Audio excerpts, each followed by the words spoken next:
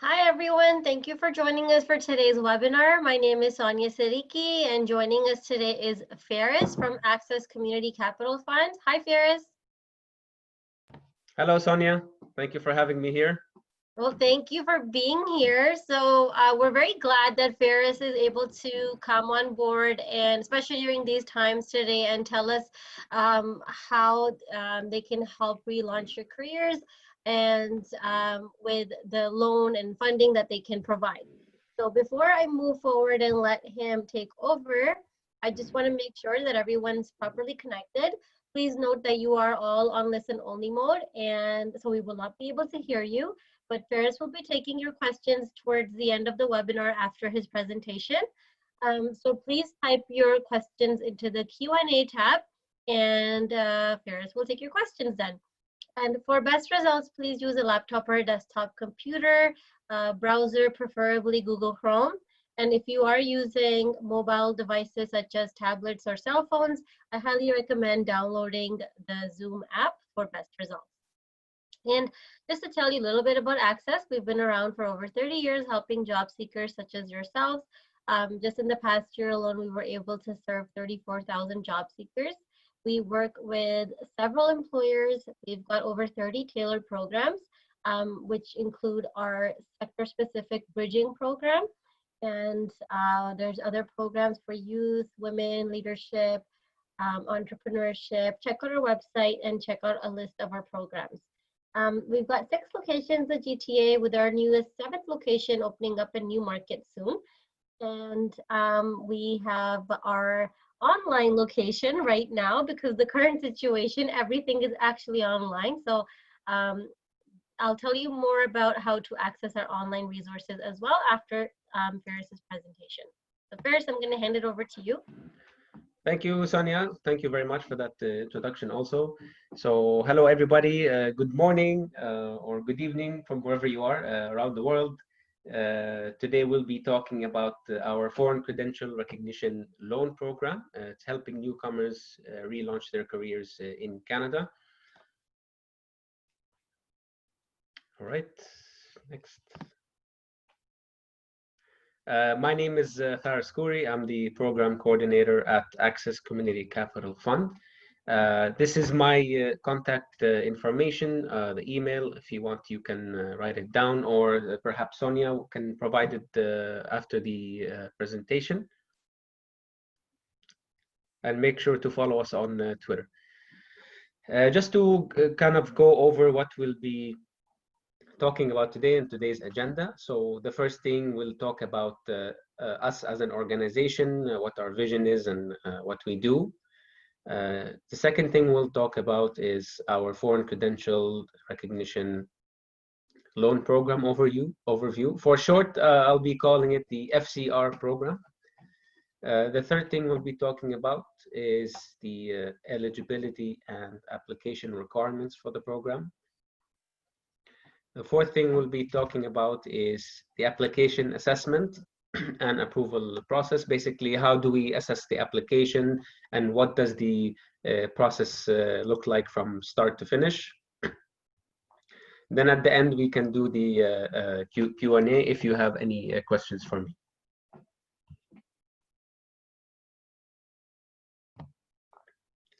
So who we are as an organization, we are a registered charity, we're a non-for-profit.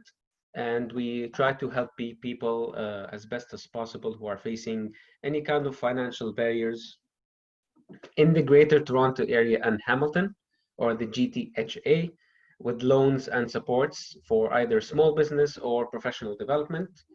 Our vision is that we believe that all individuals in that area, the GTHA, are able to achieve their financial security through either employment, so the job, or self-employment.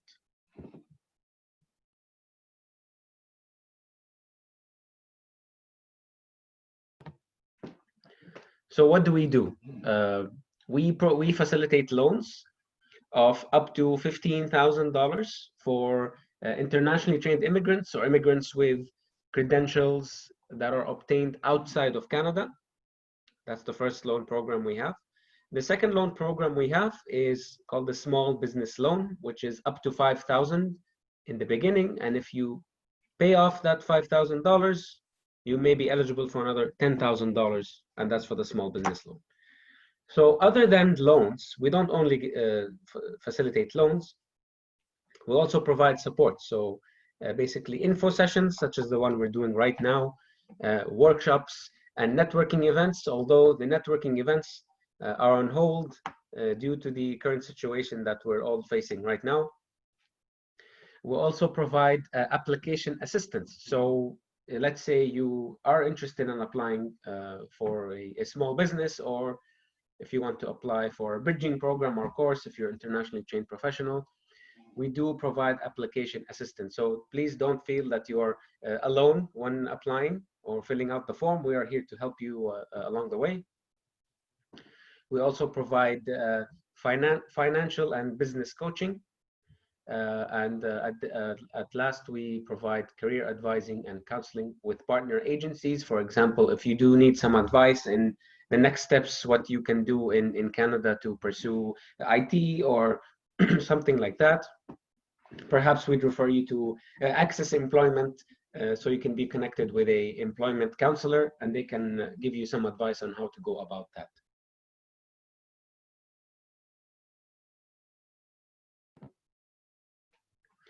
So in order to be eligible for our loan programs, you must be a Canadian citizen, a permanent resident, or a convention refugee.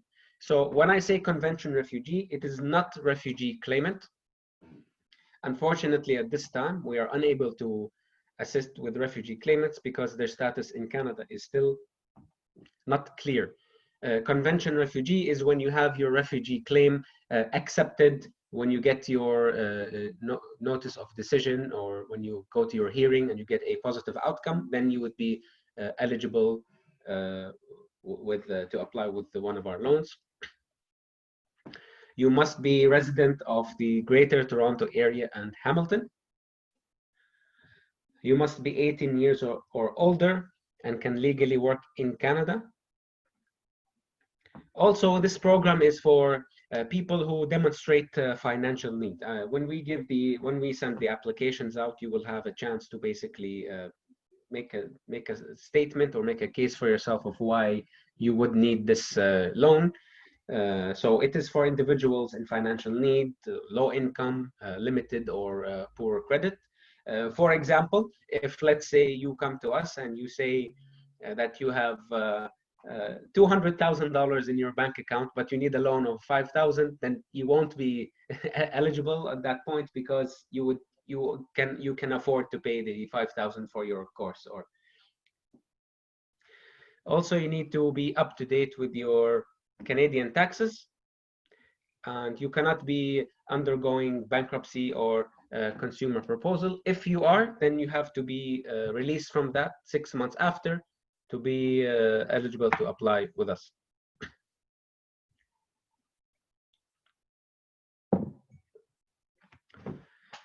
Okay, now jumping straight into specific details about the Foreign Credential Recognition Loan Program, just to give you a quick overview.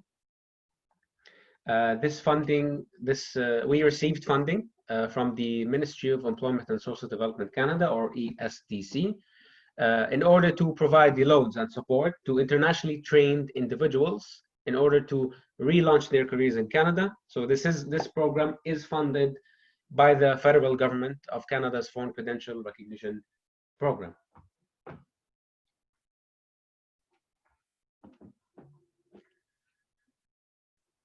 So, okay, who is this program for?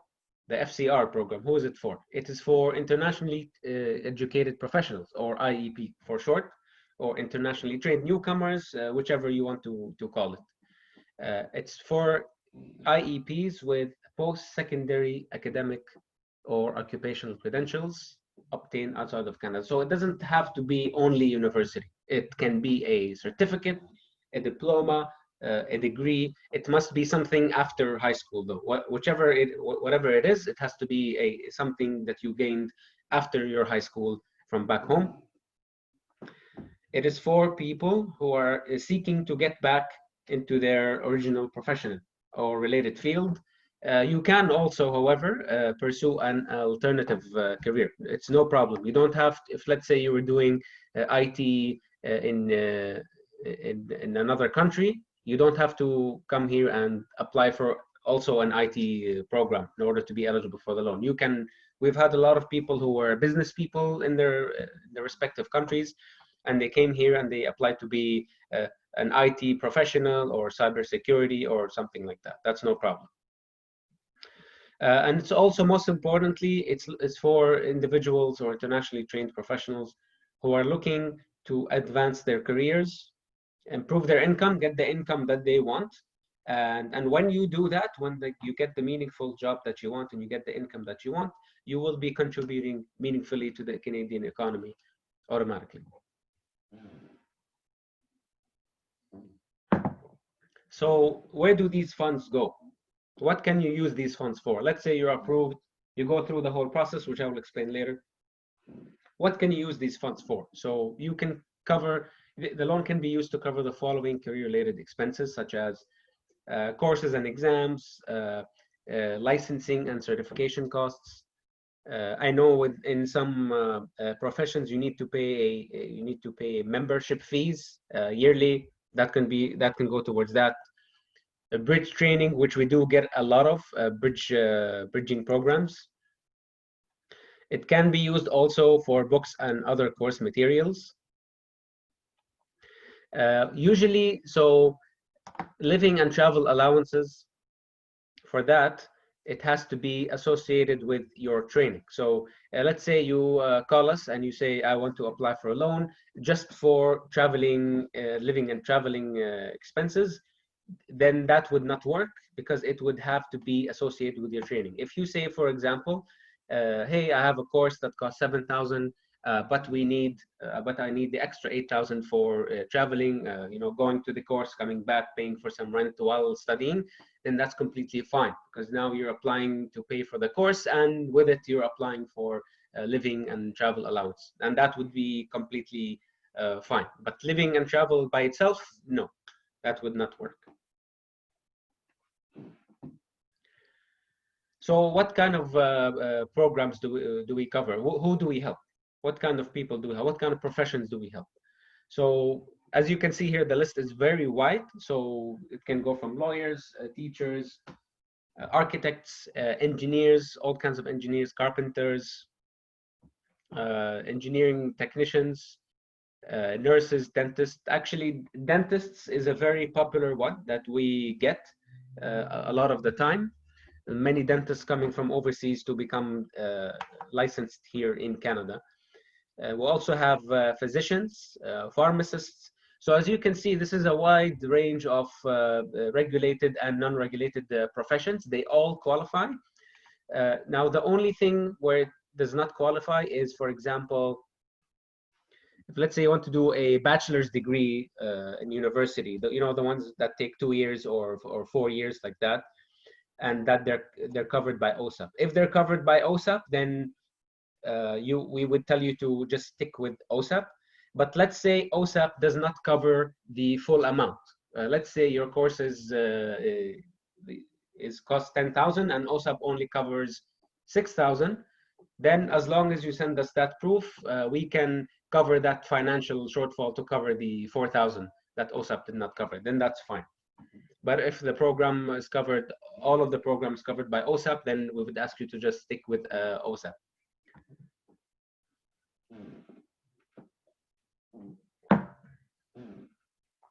All right, so let's talk about more of the more specifics about the program. As you can see here, the maximum amount you can apply for is 15,000. That's 15,000. It's at the affordable and low interest rate of 4.35. Actually, I have to tell you something here. A month ago, before this whole crisis happened with the COVID-19, our interest rate was 5.85. Due to the situation that happened and the Bank of Canada lowering the rates, it became 4.35. So the prime went down. The prime right now is 2.45, and there's the 1.9. Add those together, it's 4.35. Let's say you're accepted for the loan. you have up to 4 years to repay. You do have up to 4 years to repay, and that means you can pay at any time within those 4 years with no penalties. It's an open loan. Now, the loans and funds are dispersed by and repaid through our financial partner. I don't know if any of you guys have heard about it, but it's a credit union. They're called Alterna Savings and Credit Union. It's a small bank, but they're the ones who, if you are approved, if we process your application and we say that you're approved for the loan, these are the people who administer the loan on our behalf. Now, going here to the fourth point, the repayment does start 30 days after getting the loan, but the way it's structured is that it makes it more affordable. For example, the first year out of those 4 years, and then again, I will go over this in the next slide, but the first year you'd be paying interest-only payments. The reason we do that with the first year interest-only payments is because we know in the beginning that whoever is applying are focused more on their courses, taking their training, and perhaps they won't be able to pay the interest and principal right away. So, and then I will go over that with the chart on the next slide. But having said that, having said that, these loans do have the potential to establish your credit. If you're a newcomer, you just came to Canada and you're approved for this loan, it will go on your credit report. And if you're in good standing, it will help establish your credit. If, let's say, you've been here for a while and your credit is a little bit low, if you're in good standing and you pay off this loan, you pay towards the loan every month, it will improve your credit. It will help it go up.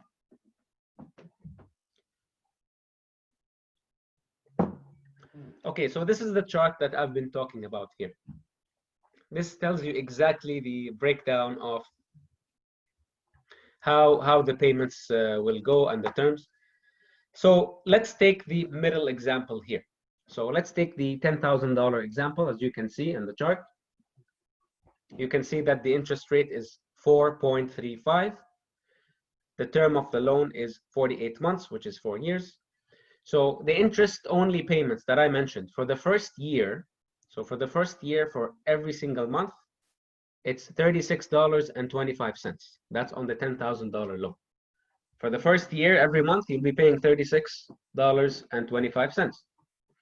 So after the year is over, of course, we won't surprise you with the change, but we would give you a month or 2 months heads up telling you that your loan is about to be changed. So after that first year period is done of interest-only payments, your monthly payments would become principal and interest. So see what happened here? Basically the principal kicked in with the interest, which in turn your payments will be $227.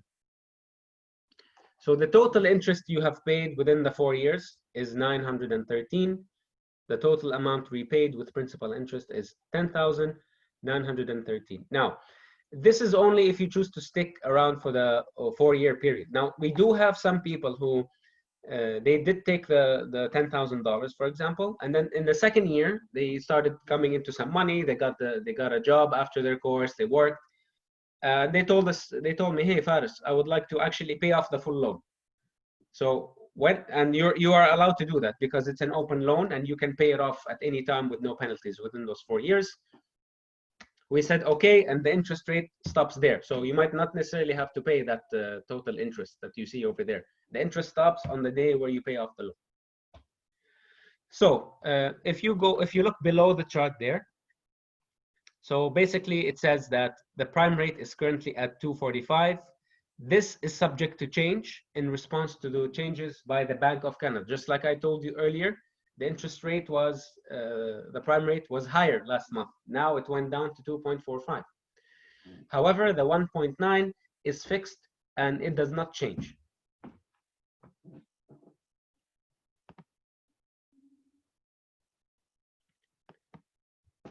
All right, so these are the application requirements that you would need to submit in your application.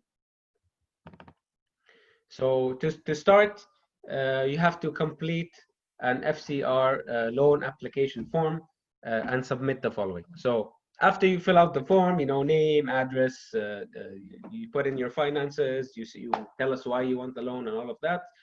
So that would be done. And then with that, you would need to submit your credit report and score.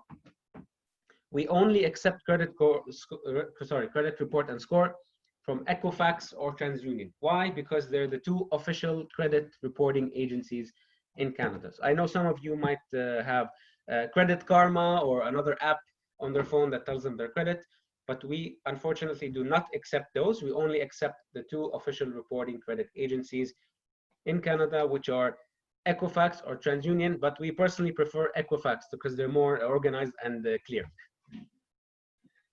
The second thing is we would need to see, oh, sorry, before I go to the second thing, let's say if you go back to the credit report and score point, let's say if you are a newcomer, you just arrived last month, you wouldn't have the chance to basically have a credit history or credit report. So that's okay.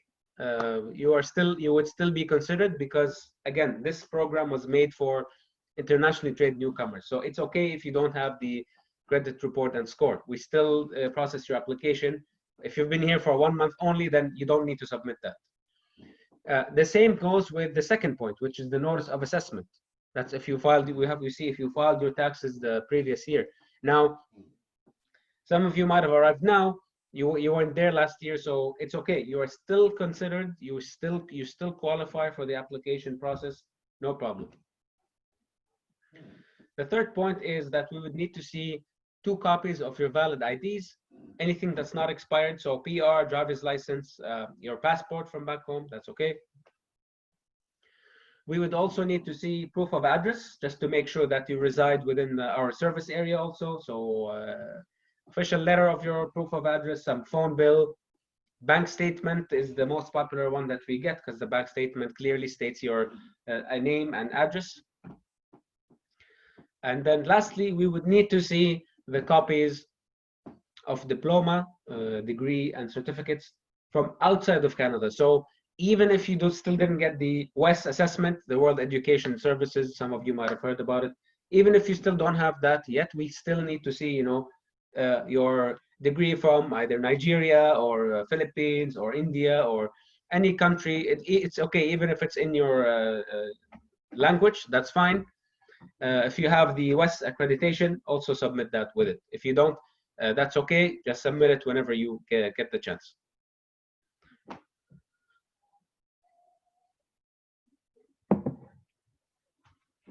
Okay, so other than loans, we do facilitate also workshops with financial literacy and coaching. We do help the clients understand and build credit. So we do also have workshops and webinars. They will also be coming up on the Canadian credit system. This is very important because I'll give you an example about myself. From where I'm from, there's no such thing as credit system. Maybe some of you know what I'm talking about who are not originally from Canada. A lot of countries around the world, they don't have the credit system. What's this credit? I had to learn the hard way. So I had to check my credit once and see all these hard checks and why is my credit score low? And then I realized that how important it is to have how important it is to understand credit and to have a good credit score. So having said that, the second point would be is that when we ask you to submit your own credit score, it will not be a hard credit check. So we help you understand or minimize the hard credit checks or inquiries. When we ask you to provide your own credit report, it will not affect your credit because you're asking for your own credit report. However, if there are third parties who are checking your credit many times in a short amount of time, then that will negatively affect your score. The third point is that we do provide financial coaching prior to the loan dispersal. For example, we've had people who submitted applications that, let's say, they have 4 credit cards, 2 of them are maxed out, and then the 2 are normal. We basically, when we say financial coaching, we help them basically break down of understand why those 2 credit cards are maxed out and kind of help them find ways on how to tackle that debt and kind of help them, give them some advice on how to kind of close off that debt, and so they won't, their credit cards won't be maxed out. So this loan, or the loan repayment, is reported to the credit bureau. So it would be reported to Equifax and TransUnion, the two official credit reporting agencies in Canada. Again, if you're a newcomer in Canada, you just got here, it will help you establish your credit score. Or if you've been here for a while and your credit score is okay, or limited or poor, it will help you improve your credit. Of course, that's all said if you maintain it in, if it's maintained in good standing.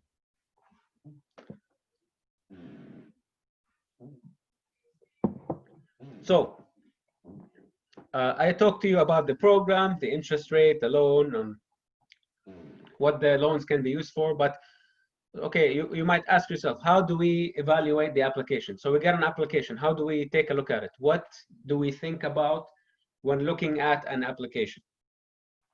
So we use this technique here. It's called the character-based assessment, or the 5 C's. So when I say 5 C's, it's the following. So the first one is character. So your honesty and integrity. So are you honest about what you want to do? When we have a conversation with you, are you an honest person with integrity? We kind of ask some questions. We have a conversation with you. We see what kind of person you are. The second would be the capability. Do you have relevant training or experience? You have a degree from back home. You know, you really want to do this. You really want to pursue this course.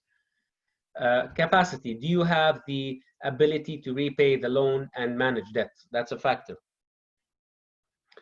Commitment. Do you have the motivation to succeed in your chosen or new career? Do you have a contingency plan? The last one. You know, we usually support people with their plan A. You should definitely always pursue your plan A, and if you're a newcomer to Canada, you should always pursue what you wanted to do. But we also understand that life happens, as I'm sure a lot of you already understand. Life happens, so it would be good if you have a backup plan on that. How do we determine this? Yes, we do have conversations with you, and then I will take you, and then I will explain to you after basically how we have get a good idea of this this 5 C's, this assessment.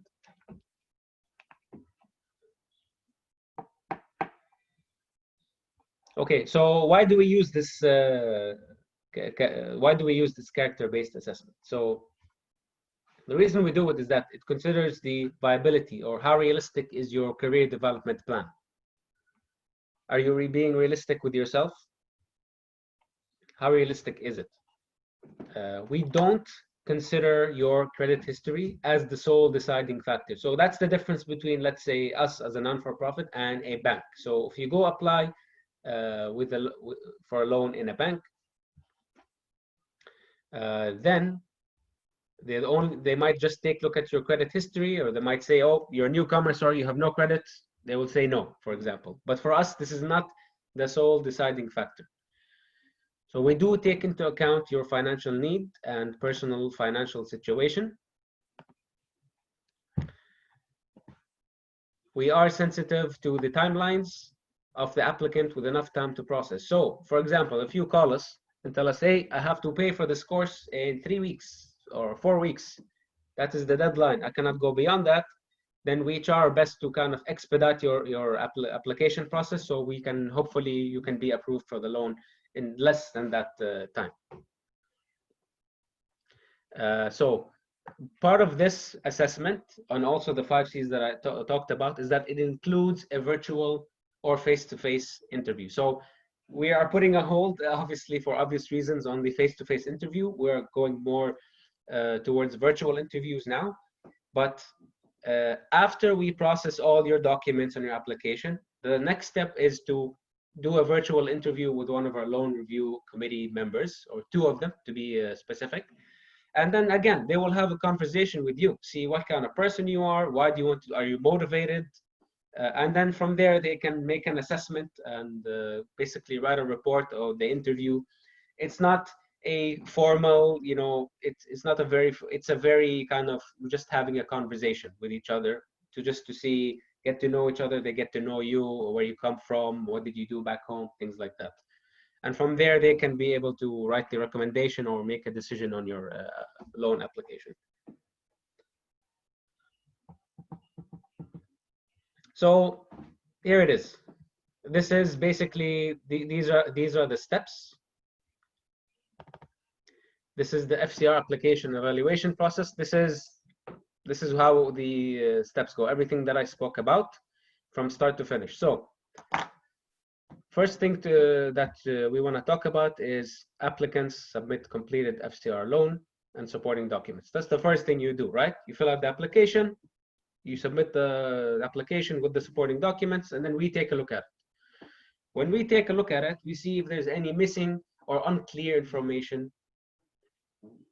And then if that's the case, it will cause some delays. So make sure you read the application and see what you need to submit, and then submit it when you feel that you've answered everything with as much detail as possible. If there's any documents missing or it's unclear, it will delay the process. The second thing is that the applications will be reviewed by us, by myself or my colleagues. If the requirements are met, applicants, as I mentioned before, are interviewed virtually or in person. Let's stick with the virtually for now. And the decision would be made by the Loan Review Committee, or LRC for short. This is the conversation when I told you, remember, you meet two of them, two of the Loan Review Committee members, and they have a conversation with you to get to know you. The third thing is that if you're approved for the loan is dispersed by our financial partner, Alterna Savings, on our behalf. So basically, from start to finish, from number 1 to number 3, this whole process should take 2 to 3 weeks, given that there are no delays in, let's say, submitting some of your documents or anything like that. We would gladly be able to give you any assistance you need on the application. So if you, let's say you're stuck on a question, it's okay, leave it blank, try to finish the other, and then kind of, if you have any more questions, give us a call and we'll be able to take you through it. And we will be doing it over the phone, especially given the time that we are in, the circumstances, sorry, that we are in right now.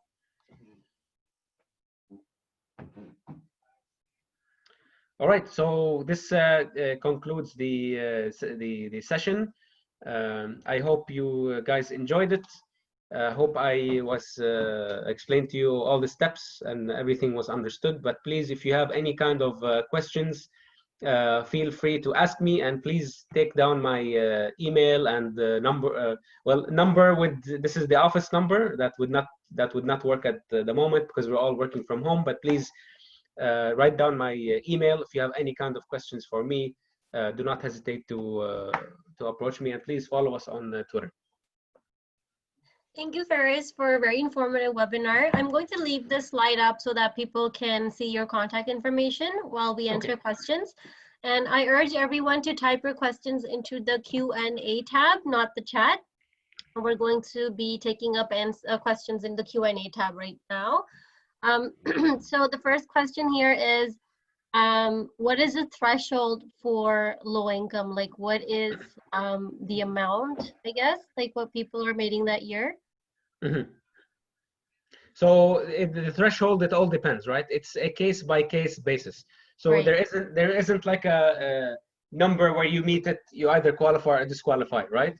There are many people who come to us who just arrived to Canada, let's say 2 months ago, and then they already have a job, either have a job or they already have some kind of support from back home that they're still getting, or they have some savings and they might use that to kind of pay the loan little bit by little bit. Or for example, some of them might start Uber or some kind of job just to kind of do that while they're doing the course. So there's no threshold, it's all case by case scenario. At the same time, the way we look at it is that let's say if your expenses are very high, let's say your rent, you have children, you have to pay the car payments and all of that. At the end of the day, we ask for all this information because we don't want to just throw the loan at you. We want to make sure that if we add an expense to your plate, that you wouldn't be burdened by it. So that's why we ask for an application form what are your expenses like. We get to see that. I hope that answers your question. Thank you. And next question here is, what's the difference between FCR and OBAP? So OBAP, I believe that is the bursary from the government that they give you. That's if you're admitted into some kind of bridging program, I believe, or some kind of program. You apply for it while you're taking the course, and you might get it, you might not. I believe it's around, I think 3,000 to 5,000, something like that. This is a grant. This OBAP is a grant. Some people get it, some people don't. I know in my experience, I saw both situations. Some people, they did get the OBAP, some people didn't, but we still, because the OBAP, sometimes it doesn't cover the full course, right? Let's say a course is 10,000, the OBAP covers, let's say, half of that. Let's say we can come in and cover the next half if should you need it, of course. Thank you. And what is OSA? OSA? Yes. OSA, not sure what Okay, OSA. maybe. All right, maybe like they can clarify that question again and we can ask again. Feel free to, whoever asked that question, I think it was Ahmed, feel free to email me and I'll gladly look it up for you and answer your question, no problem. Sounds good. And for health insurance, driver license address is accepted as proof of address? We do usually ask for, let's say, if you have a tenancy agreement or if you have a phone bill or a bank statement. That's what we need for the proof of address.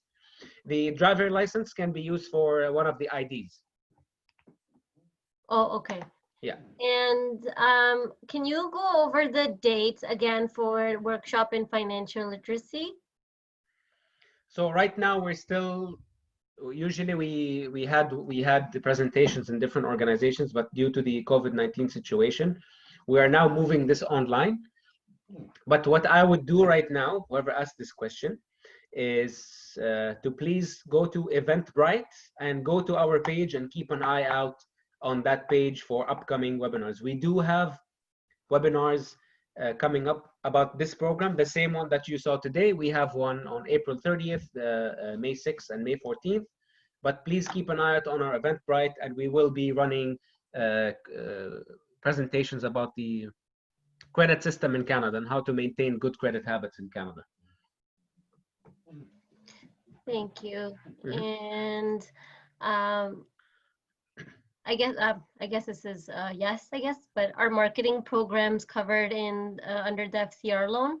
Absolutely, yes. So part of the application is that we want to learn more about the program that you're taking, right? So that's why we ask some people to provide us with a link that shows the program that you want to take. You know, is it from a accredited institution? You know, we look at that kind of stuff. As long as it's from there, then it's completely fine. Yes. All right. And next is your services, are they only offered at the GTA or all over Ontario?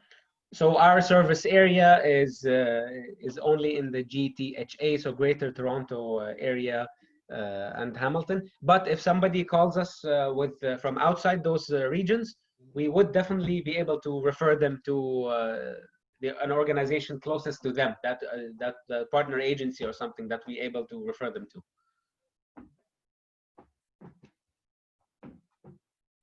Thank you. Mm-hmm. And does it include all online programs? Oh, yes, definitely. We did help a lot of people who took courses strictly online, and we facilitated a loan for them, and they were approved. So definitely, we do help online, especially at this time right now. Perfect. Thank you. Okay. And what is the rate of acceptance applications? Or how often do loans get rejected? I mean, usually we don't have a rate for that. Again, it's a case-by-case basis, right? So pretty much if people meet the eligibility requirements and everything is clear and everything is nothing is hidden, everything is clear, and they meet all the requirements, usually people do get accepted.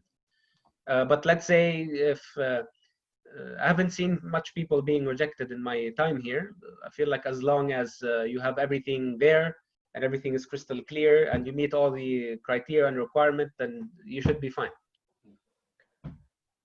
Thank you. Next question here is, what about medical licensing exams? Oh, absolutely. We do have a few people in our already existing clients who are applying to get their license, the MCQ1, MCQ2, correct me if I'm wrong, whoever asked this question, but we do have people who are pursuing that. Again, we would need to basically see, okay, where are you taking the courses to prepare you for the exams? When is your exam dates? Let's see, do you have some kind of income? So if we give you a loan, if that extra loan won't burden you. So we ask all these type of questions. Thank but you. Yes, and we do cover medical licensing for sure. Okay, and what about certification courses? Yeah, that works too, no problem. We do have a bunch of those as well. Again, we would need to know about where are you taking this certification course? Is it from an accredited institution? So yes, we do cover certification, absolutely. What about CPA? Yes, I see here USA between brackets. Yeah, it's the CFA, I think, it's all Canadian now. I think they need to look into it. Yeah, so you would need to, yes, we do cover CPA, CFA, but it needs to be, you're taking the Canadian. Yes, it needs to be the Canadian one. What about people with refugee claimant status or work permit? So unfortunately, as I mentioned before, refugee claimant, we are unable to help at the moment because their status is still not clear. But once you get your refugee claim accepted, then you are able to come to us and apply for a loan for sure. We'd be happy to help you. And what can they do if they cannot obtain their, I guess, like their degree or their certificate from their country, but they still want to pursue a career in Canada? Do they have any kind of records? If they have some kind of record, perhaps we can make again, it's case by case, right? So there are some questions we need to ask when speaking to someone, if they say that. So do they have some kind of record, some kind of proof? Can someone send them the document? So they do have to have something, yes. Okay. Sometimes, sorry to interrupt you, Sonia, but sometimes, sorry. Sometimes we do make exceptions where someone could not complete the university that they were in back home or diploma certificate because they had to migrate to Canada. So therefore we asked them, okay, can you at least give us some transcripts, right? Because we know that in this case, it was not up to you. You had to immigrate to Canada. So you see what I mean when I say case by case? Hopefully that's understood. Right. And can people take the loan multiple times? Like, for example, the first time they took a course for like $1,000, and then the next year they're taking like a course in the same field for maybe like an additional $1,000? So if you want to do that yearly, you would have to pay off the first loan that you took in order to take another loan. But if you have courses, let's say, that are on a yearly basis, you would apply for the full cost, or whichever the addition cost of all of them is, and then you would apply for that amount. At that point, if you're approved, we might not give you all the money right away. We might perhaps say, here's 1,000, okay? If you pass the course that costs 1,000, then we'll give you the rest of the money. You see, that way it won't be a burden on you recovering this full amount. Hopefully that is clear. Yes. So, okay. Okay. I'm just reading through questions quickly. Yeah, no problem. I'll be happy to answer any questions, guys. Sonia, I do have some in the chat here. Shall we? Yeah, let's take up the questions in the Q&A first, okay. And then we can look at the chat as well. Okay, so I don't know how you would answer this question, but what's better, OSAP or FCR? Because OSAP sometimes, they give grants and stuff, but it has a higher interest rate. so FCR is fully debt funded? Yeah. So that's a very good question. So basically, the difference between OSAP and FCR is that OSAP usually covers like the bachelor degrees, Bachelor of Arts, and yes, some of them do have loan only, some of them loan plus grant. That's why when we have a conversation with someone, we have to make sure that whatever they want to apply for a loan with us for is not covered by OSAP. Because if it's covered by OSAP, we would rather them go with OSAP because OSAP, like you said, does part of it, gives a grant. Again, we don't want to burden people, right? So once we figure that out, then we will see basically if, yes, you'll be able to apply for FCR or not. But if, let's say someone calls us and says, I want to apply for a Bachelor of Arts in Political Science, we would say, okay, if you're taking this as Ryerson or UFT, then that's probably covered by OSAP. Please talk to the financial department there and see if you are eligible.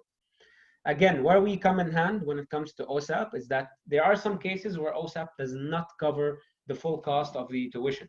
Let's say your tuition is 10,000, some OSAP might just cover 7,000. So we can come in with that additional 3,000 and perhaps facilitate a loan with that amount. So that's the difference. OSAP does not cover doesn't cover things like physician licensing, dentists, some bridging programs. OSAP doesn't cover everything. But if you call us and OSAP covers something, we'll ask you to inquire more about the OSAP part. Thank you. Can people get funding for small businesses? Yes, absolutely. Definitely, we can. Email me at the email that you see on the screen. And my colleague is the one who does handle the small business loan program. I'd be happy to introduce you to them and they can call you and just have a conversation with you to see what kind of small business you have going on and what you would like to do with it. Thank you. Okay. So if someone doesn't know, like, do they have to know which courses they're taking first before they approach you? Or would you give them some kind of guidance as to what programs or courses to take? I mean, it depends what they want to. Usually, when people come to us, they already know what they want to apply for because they've already spoken to, let's say, the York University IT bridging program or the Humber digital marketing course, and they would tell the applicants about us. Then they would come to us and ask us, okay, I'm doing digital marketing course. I need the loan for it. What would I do? But we would still be happy to have a conversation with the person who asked this question just to kind of get an idea, and perhaps we can refer you to the right organization or right place where you can speak to them to learn more about whichever course you want to take. So we'd still be happy to have a conversation with you, no problem. Thank you.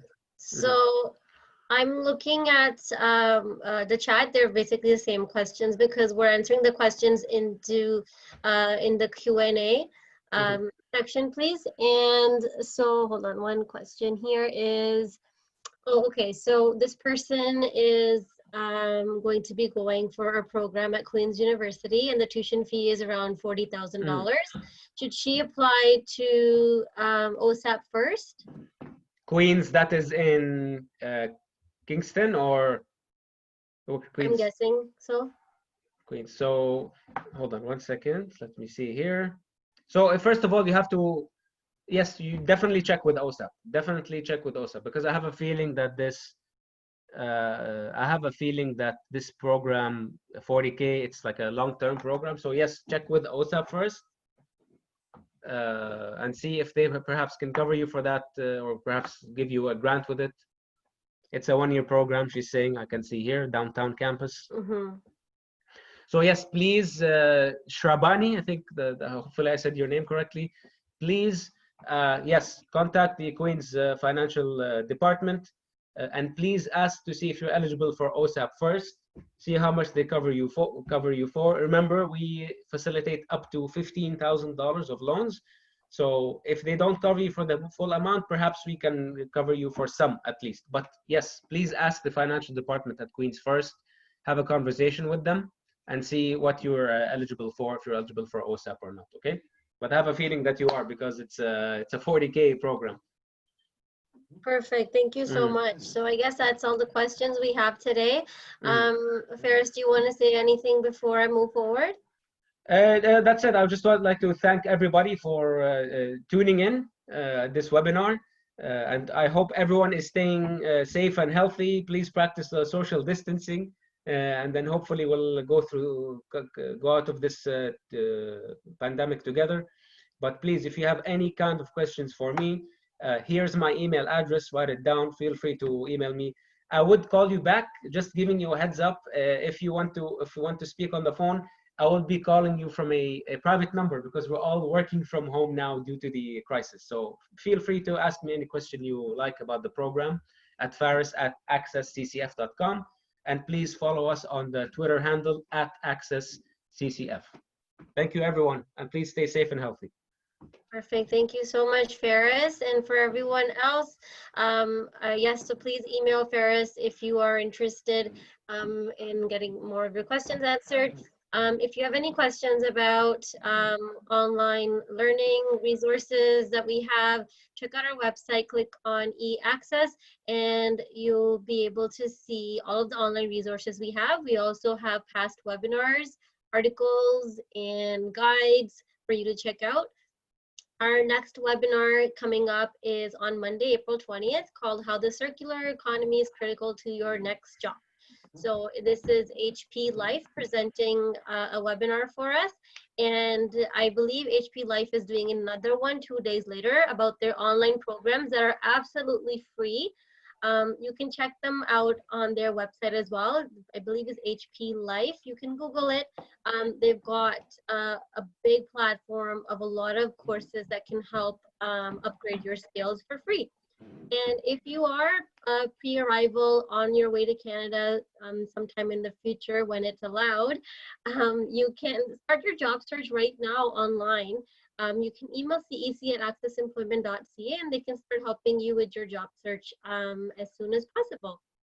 And again, thank you everyone for participating today. If you want to see what's going on at ACCES, whether it's online, well, not in person anymore at the moment, but whatever is happening online, we post it on our social media. You can follow us on Twitter, LinkedIn, Instagram, and Facebook.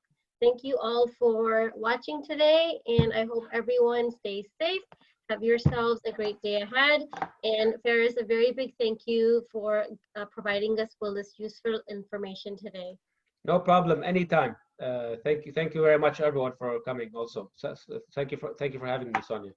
Thank you all. Bye now. Bye bye.